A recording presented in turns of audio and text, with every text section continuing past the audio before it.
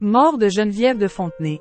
Ces bouleversants derniers instants racontés par sa petite-fille Adèle.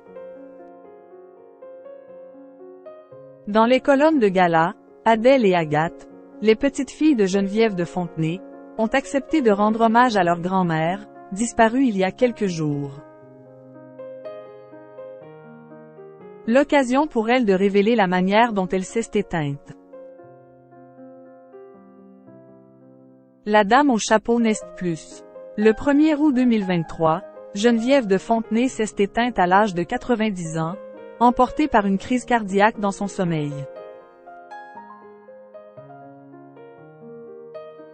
Quelques jours plus tard, pour ses obsèques, les dernières volontés de celle qui a porté pendant plusieurs décennies le concours Miss France ont été respectées.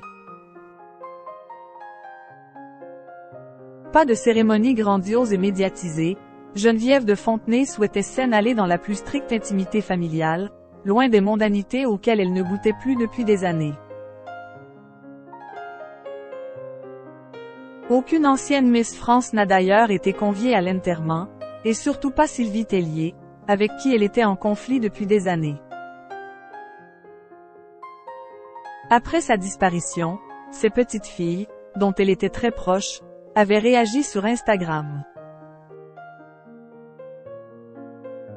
Je n'arrive pas à croire que ma mamie n'est plus là, j'ai l'impression d'avoir perdu une partie de moi. Nous étions avec elle 2 heures avant sa disparition. Geneviève est partie ce 1er août 2023 à 23 heures dans son sommeil comme elle le souhaitait. C'est un immense vide qui s'installe désormais. Mamie, tu vas tellement me manquer. Je t'aime, avait écrit Adèle de Fontenay, très affectée par la mort de celle qu'elle aimait tant. Elle était très affaiblie mais je voulais croire que ça irait mieux.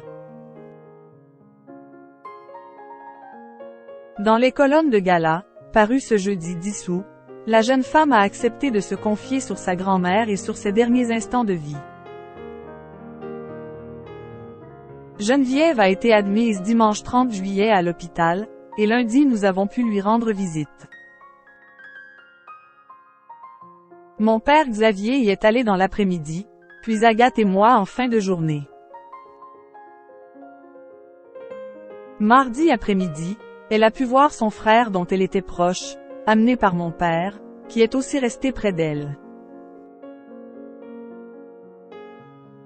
Ma maman Annie, que Geneviève aimait beaucoup, n'a pas pu s'y rendre car elle travaillait. Le soir, je suis restée avec elle de 19 à 21 heures, a-t-elle expliqué. Adèle de Fontenay a néanmoins avoué que la dame au chapeau était très fatiguée. Nous n'avons pas beaucoup parlé.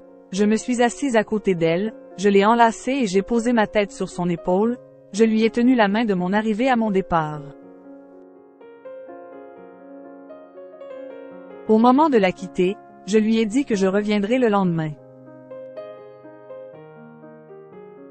Bizarrement, je n'arrivais pas à partir, on a continué à parler un peu quand j'étais sur le pas de la porte, elle m'a envoyé un baiser de loin que je lui ai rendu et je l'ai regardé s'endormir dans l'entrebâillement de la porte. Elle était très affaiblie mais je voulais croire que ça irait mieux, a-t-elle ajouté. La fille de Xavier de Fontenay a également révélé que la mort de sa grand-mère fut un choc, d'autant plus que les médecins n'étaient pas plus alarmistes que ça.